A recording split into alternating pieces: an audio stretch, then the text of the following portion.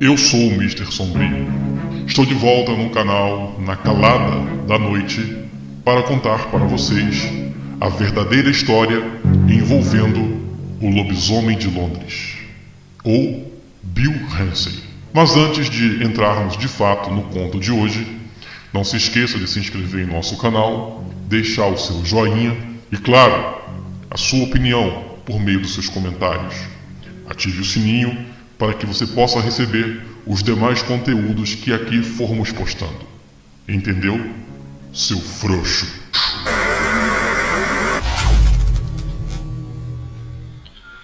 Andy Harrow disse uma vez que, no futuro, todos, ao menos uma vez, serão mundialmente famosos, ainda que por 15 minutos.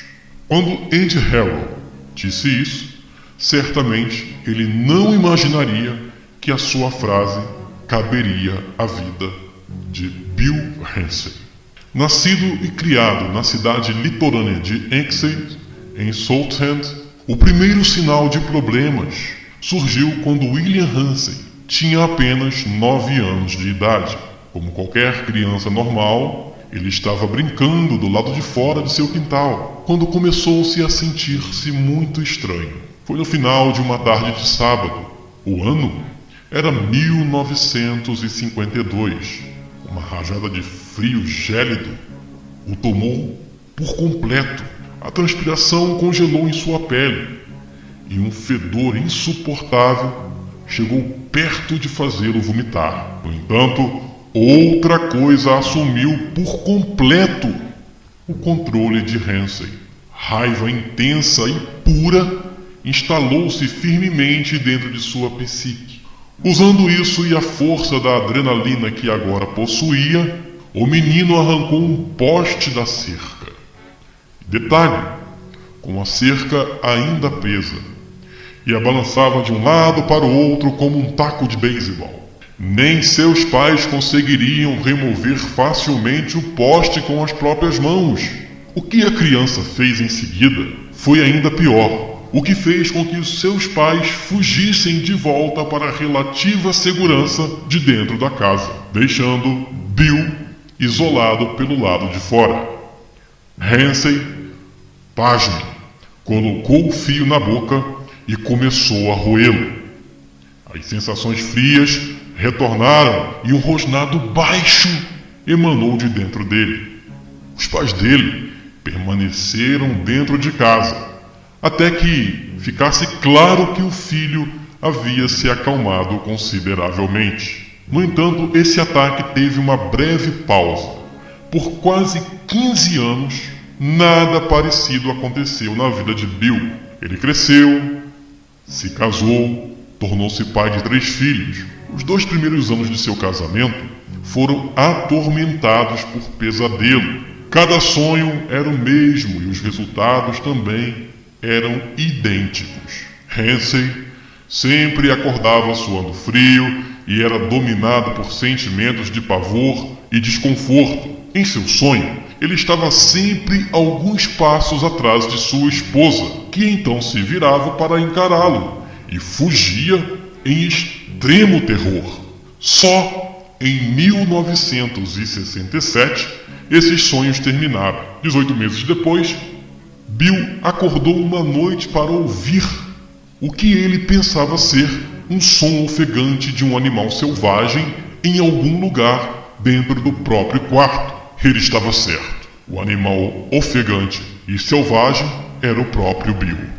Mais uma vez houve uma pausa na atividade por aproximadamente 15 anos. Agora, em 1983, Bill estava com alguns amigos em um pub local. Depois de várias bebidas, Bill começou a sentir os mesmos calafrios que manifestaram-se muito antes em sua vida.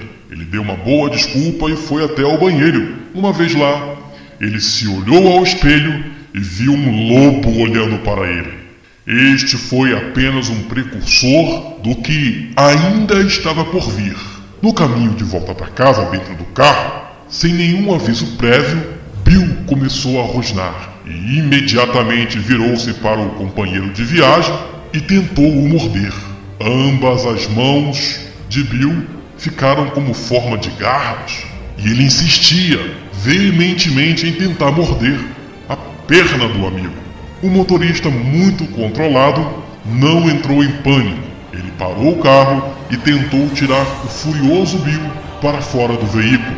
Ainda levou alguns minutos e bastante esforço para que finalmente conseguisse tirar Bill de dentro do carro. Mas a essa altura, todo o terror que Bill expressara já tinha se dissipado.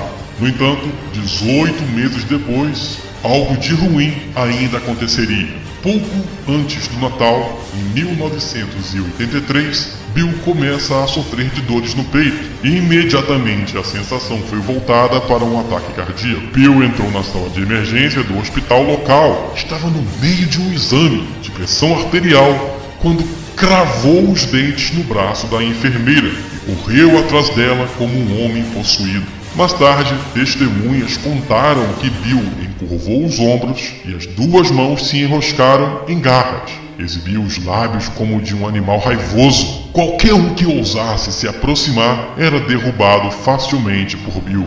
Ele estava com uma força quase sobre-humana. Foram necessárias algumas pessoas trabalhando em equipe para finalmente controlar o Homem-Lobo. Um policial conseguiu algemar os pulsos de Hansen, mas ainda assim, isso não foi o suficiente. Finalmente, um tranquilizante pôs fim ao terror do lobisomem. Na manhã seguinte, o efeito do tranquilizante já havia passado e a transformação original de Bill também. Na manhã seguinte, o efeito do tranquilizante já havia passado e a transformação original de Bill também. Após o café da manhã, o médico entendeu toda a história e recomendou que Bill permanecesse sob observação. Ele era um paciente voluntário e tinha pleno direito de fazer o check-out. Bill fez isso, mas voltou dentro de 2 meses. Em janeiro de 84, ele acabara de visitar a mãe quando começou a sentir um ataque. Ele chegou ao mesmo hospital nos mesmos termos de sua visita anterior. A enfermeira assistente estava sozinha com Hansen na sala de emergência e temeu pela própria vida. Hansen avançou na enfermeira. Para sua sorte, 4 policiais entraram no hospital e imediatamente cercaram Hansen. Os policiais se afastaram por alguns segundos até que Hansen começou a rosnar. Os policiais avançaram contra ele, que se defendeu com um vigor incrível. Bill feriu um dos 4 policiais gravemente. Este permaneceu internado por 4 dias no hospital. Hansen novamente foi domado e algemado. Ao chegar na delegacia, eles imediatamente chamaram o cirurgião da polícia. Hansen considerou com bons olhos a sugestão de se internar em uma instituição mental, mas foi contra, citando o estigma que ele poderia sentir nos dias seguintes. Como ele estava claramente no controle da situação irracional, acabou sendo liberado. Porém, no verão de 1987, ele estaria de volta à delegacia. Dessa vez, ele era muito mais conhecido. Depois de prender um cidadão a uma prostituta adolescente, ele a levou para a delegacia. No segundo em que ele estacionou o carro, ela mesma fugiu para a delegacia. E Hansen mais uma vez sentiu as agora familiares sensações surgindo do meio de seu peito. Exatamente quando um policial corpulento se aproximou do carro. O policial, consideravelmente maior do que Hansen, começou a questioná-lo e cometeu um grande erro. Ele tocou suavemente no braço de Bill. O lobo dentro dele agarrou imediatamente o oficial e o jogou ao chão. O policial estava sendo sufocado, até que finalmente a ajuda chegou. Bill Hansen era tão selvagem que foi necessário uma dúzia de policiais para segurá-lo e 2 injeções para finalmente contê-lo.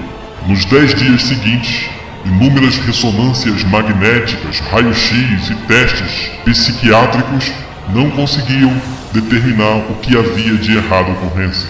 Claramente, havia algum problema que precisava ser resolvido. Ninguém deve realmente mudar do raciocínio moderado para o furioso e voltar no espaço de alguns minutos, a menos que haja algo muito seriamente de errado. Uma coisa foi a favor de Bill: a visita em Londres dos americanos demonologistas Ed e Lorraine Warren. A história de Bill apareceu em um programa de TV, no momento da estadia do casal, que imediatamente considerou que Bill estava sendo possuído.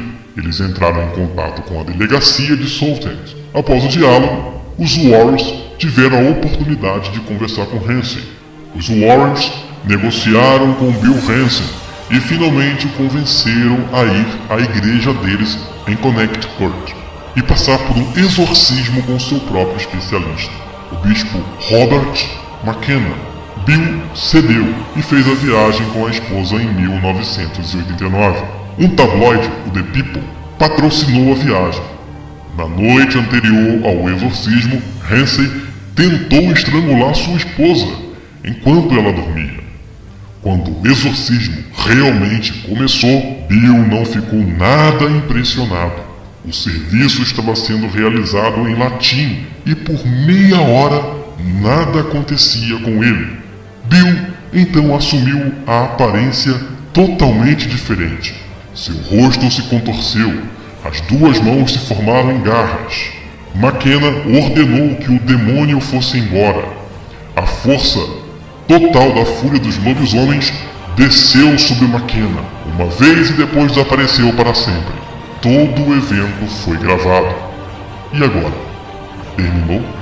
Bill Hansen apareceu pela última vez em público em 1992, quando atualizou seu progresso. Pouco antes de seu exorcismo, as transformações estavam aumentando em frequência e em grande grau de seriedade. Desde então, não houve mais nenhum incidente registrado. Ninguém está incontrolavelmente furioso pelas ruas de Saltend há mais de 15 anos.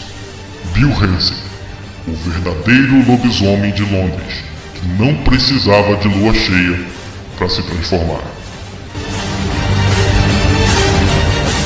Curtiu a história? Não se esqueça de se inscrever em nosso canal, compartilhar o conteúdo, deixar um joinha e o seu feedback por meio do seu comentário. Envie também para nós a sua sugestão de conto aqui no Calada da Noite.